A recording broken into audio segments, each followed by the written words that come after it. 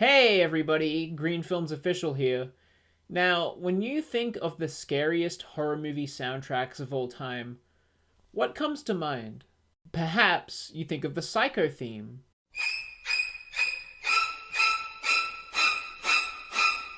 or the Jaws theme.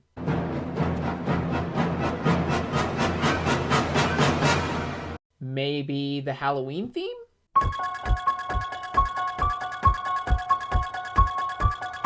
Or The Shining's dread-inducing ambient score.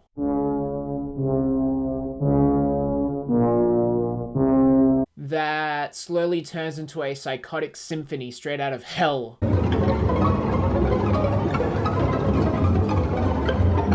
Or for some more modern examples, maybe think of the terrifying rage present in the 28 Days Later soundtrack.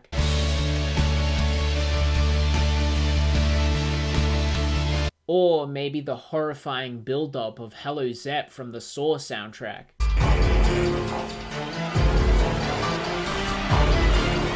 Or the relentlessly uninviting tone of Under the Skin soundtrack.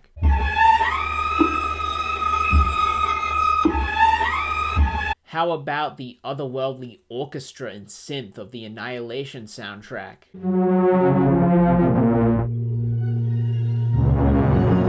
Or the hauntingly celestial sound of Hereditary.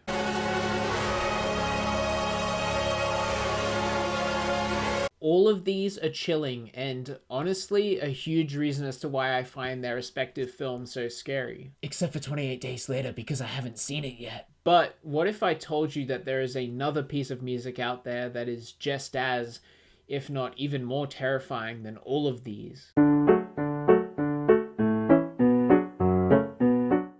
This is Animal Magnetism, and just listening to the first few seconds has already given me chills. But why? What about this track is so haunting to me? If anything, it sounds relatively happy. Well, to understand what's so terrifying about Animal Magnetism, we need to understand what's so terrifying about the film it comes from. Animal Magnetism was composed by Gary Ashiya for Kiyoshi Kurosawa's psychological horror crime thriller masterpiece Cure. Cure was released on the 27th of December 1997. It was directed by, Kiyoshi Kurosawa and stars Koji Yakusho, Masato Hagiwara, Tsuyoshi Ujiki, and Anna Nakagawa. The story of Cure centers around a detective named Kenichi Takabe, who is investigating a series of identical yet seemingly unconnected murders, all committed by people who have no recollection of what they've done. The only thing linking the murders is a mysterious X carved into each of the victims' throats, and the more Takabe looks into the case, the more frustrated he becomes. Animal Magnetism plays in the film's opening moments, in which we see a man making his way home. He walks into a tunnel and takes a pipe from it. Later, we see him in his bedroom with a prostitute. He takes the pipe somewhere from in the corner of the room and, seemingly for no reason whatsoever, violently beats her head with it until she dies. Then he just tosses the pipe aside and washes the blood off in the shower. When you picture a murderer in a film, especially in a horror film, what do you imagine? Most likely someone like Freddy Krueger, Jason Voorhees, Michael Myers, or Leatherface, right? For as scary as these characters are, there is a strange sense of comfort in them. We look at them and we immediately recognize we are nothing like them.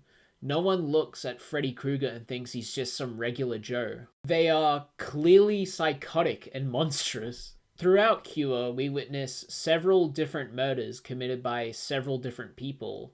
But the killers in Cure aren't conventional horror villains. They aren't Freddy Krueger, Jason Voorhees, Michael Myers, or Leatherface. A regular Joe murders his wife. A police officer shoots his colleague in the head. A doctor slices a man up and then peels his face off. They're seemingly average people who live seemingly ordinary lives, and a lot of screen time is given to their otherwise mundane, everyday existence. When they're arrested and interrogated, they have no answers to give because they don't remember why they did what they did or give reasons that they themselves do not understand, with the first guy claiming that he loved his wife dearly and He breaks down once he realizes what he's done. The one thing that all these people have in common is that they've all met this man, Kunio Mamiya. At first glance, Kunio Mamiya is nothing but an amnesiac and a drifter, wandering aimlessly with no clear goal. Seemingly nothing at first, a blank void of what a human should be. In a strange twist, he turns out to be a master hypnotist. He is able to completely mesmerize every person he meets with nothing but his voice and his lighter, or even just some water on the floor. And without fail, pretty much everyone he interacts with becomes homicidal not long after. Eventually, Detective Takabe begins to suspect that hypnotism might have something to do with the murders, and proposes the idea to his psychiatrist friend, Sakuma. Sakuma isn't too sure about the idea because, according to him, hypnotism can't change a person's basic moral sense. Basically, if someone thinks murder is immoral, they won't do it, even under hypnotism. And yet, everyone Mamiya comes across turns homicidal. The only exception is Sakuma himself, who, rather than killing another person, kills himself. It's not hard to find violence in nature. In a way, violence is one of the key pillars of nature. After all, there is a food chain. Predator animals kill and eat prey animals. And some species, like sharks or wolves, are even known to attack each other. But we humans are above that sort of thing. I mean, sure, there are like murderers in the world, but the average person wouldn't even think of such a thing, right? Okay, I know I provided a warning at the start of this video, but the following is a detailed account of a real-life crime committed by a mother against her children, as it is written in the Time article Evil by Lance Morrow. I'm aware that that is something that not all viewers are going to be comfortable hearing about, so discretion is advised. Patricia Kane Hill, former bank teller, Washington mother and wife, dresses her 3 children one morning, makes breakfast for them, smokes some crack cocaine, and lets the kids watch cartoons. Then, with a clothesline, she strangles 8-year-old Christine and 4-year-old Eric Jr. She tries to strangle 2-year-old Jennifer, but leaves the girl still breathing softly on the floor. When the police come, Patricia Hill says she loves her children. Why did she kill them? I don't know, she says in apparent genuine bewilderment. I hadn't planned on it. I just want to ask, how does something like that happen? The article states that the cocaine arrived like Visigoths in her brain and destroyed the civilization there, including her motherly love. But isn't it interesting that the first response to that is to kill them? Is the human brain that inherently violent? We, as humans, in all of our intelligence and emotional complexity, like to think we are above that of animals. We have civilization and societies with rules. We like to think that we are above animalistic behaviors and urges. But we forget that we are animals too. And some of us become sharks and wolves, even despite our preconceptions of who we are. Throughout Cure, Detective Takabe attempts to rationalize the violence and murder around him, believing himself to be of a shining gold standard so far above the vile and evil criminals he chases and locks up. It also bears mentioning that he's caring for his mentally ill wife, Fumie, which he thinks also gives him morality points. This will be important later. He repeatedly tries to get answers from the film's murderers, left infuriated and bewildered by their lack of answers, or rather, answers that he finds satisfactory. じゃあカットして衝動的にやったってことですか？いえ、落ち着いてました。しかしそれは変でしょう。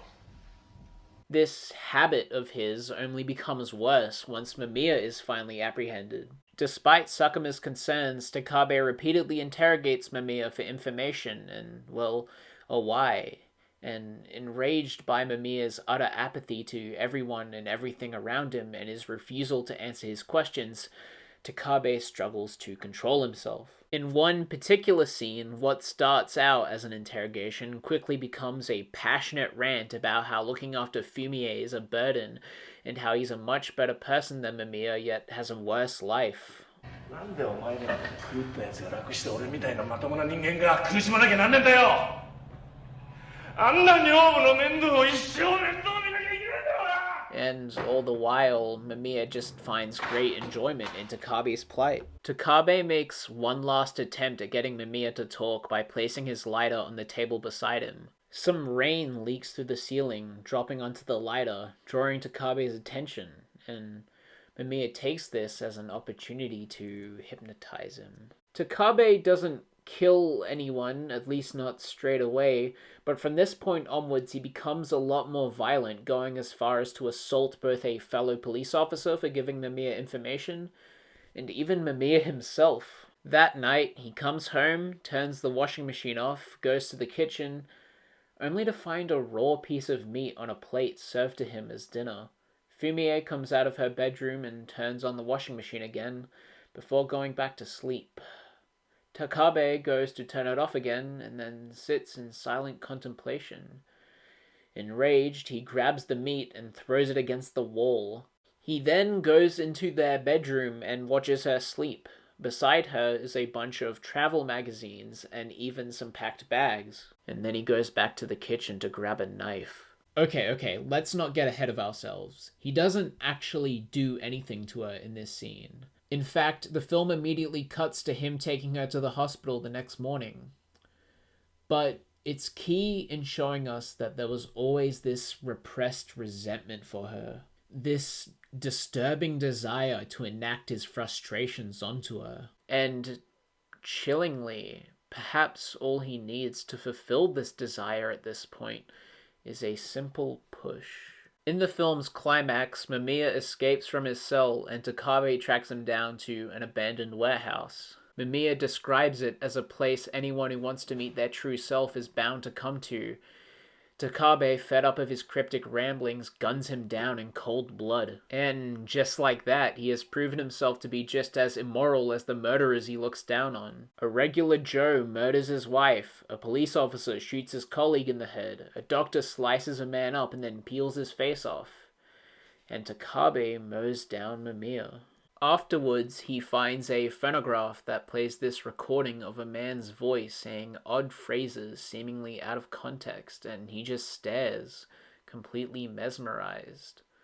After this, we cut to the mental hospital Fumie is being held in, and we see her slightly decomposed corpse being wheeled down a hallway with an X carved into her throat, just like all of the film's other victims. As I wrote in my letterboxd review of Cure, Takabe, the man who risked his health and sanity to stop evil, commits murder by the end of the film because of Mamiya, or rather, what Mamiya helped Takabe release from within himself. Mamiya doesn't so much hypnotize people as he does awaken the inner darkness they have repressed within themselves, often through things that are incredibly personal to them.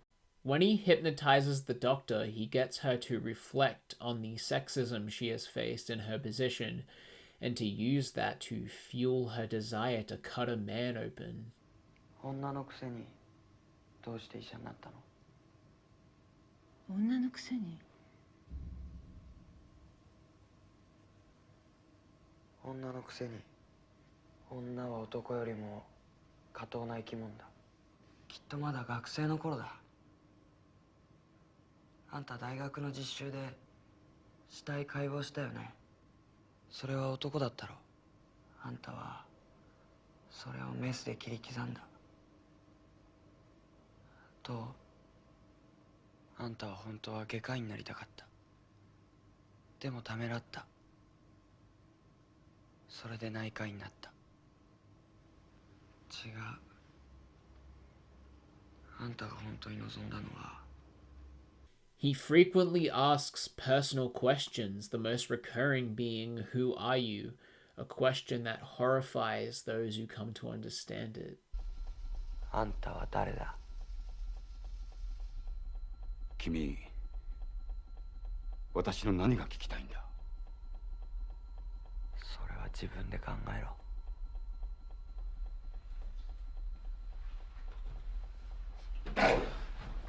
申し訳ございません。 Because what is perhaps more frightening than being face to face with somebody evil is to recognize evil within yourself.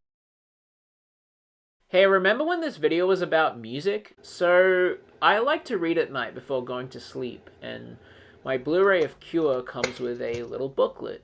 For my reading one night, I decided I would read this little booklet. I wanted some, like, ambient noise to listen to in the background, and lo and behold, the entire Cure soundtrack is just available on YouTube. I click play, and the opening chords of Animal Magnetism grace my ears. I have a look at the comments just to see what they say, and that's when I find this comment from 732-505. Massive props for finding and uploading this. Even the OST is brilliantly dialed into the tone of the movie. If you listen closely to the first track, you can hear a key being played out of tune. To me, and hey, this might just be a massive overanalysis, this out-of-tune note is just like the dark, repressed desires of the characters in the film, barely noticeable just beyond the bounds of awareness. But if you notice it and bring it into consciousness, it destroys the harmony.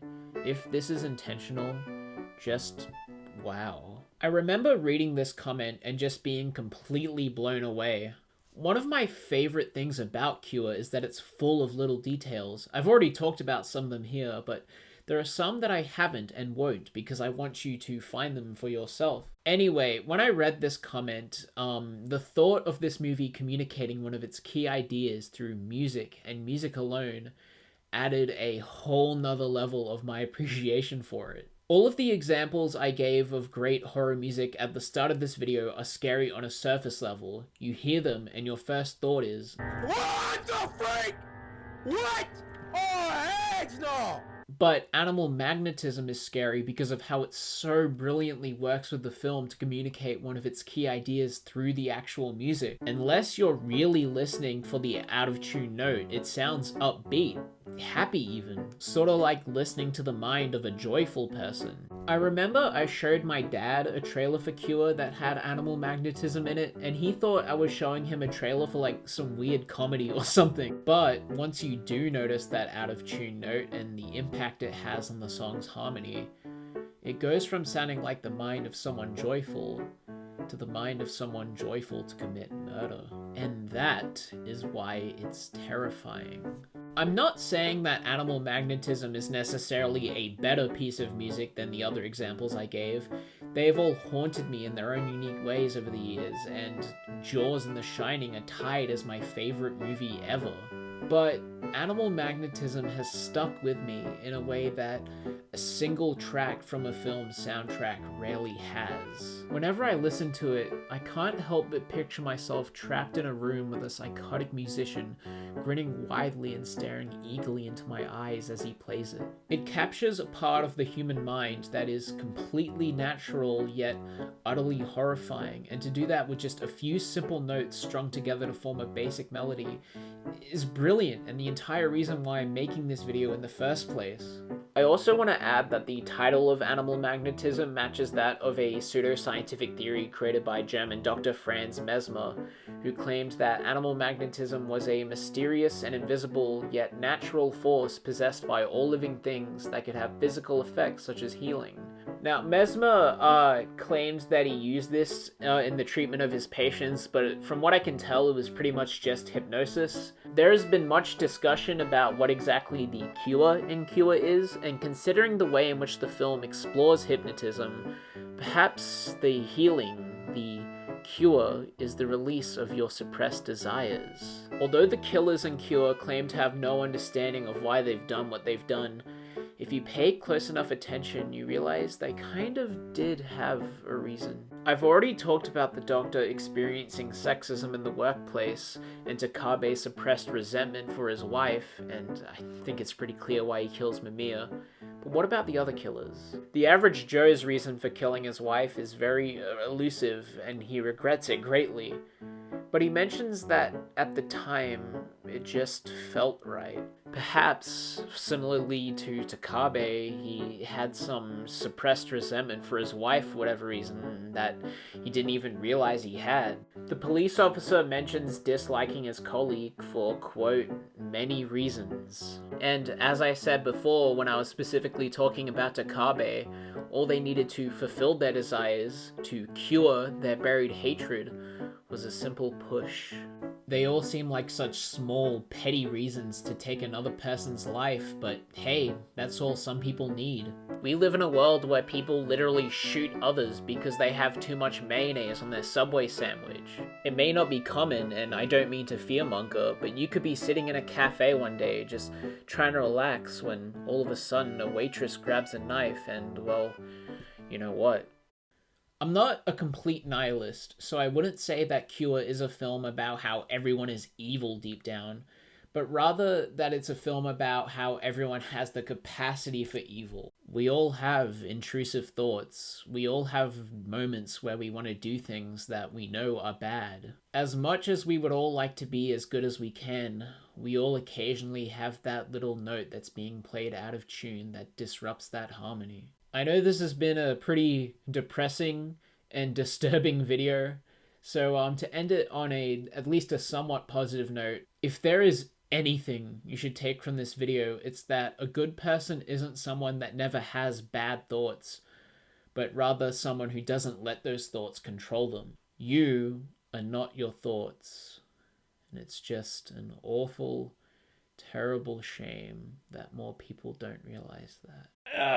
Anyways, I hope you enjoyed the analysis. I'm really sorry for how long this video took to come out. I don't know when my next video is going to be up, but it should hopefully not take as long as this one. It's hard to tell sometimes with uni assignments and all that, but I promise I've not abandoned you guys. Yeah, check out my other socials. I have a Letterboxd, which I'm very active on. That is pretty much the place to go to whenever I'm not uploading.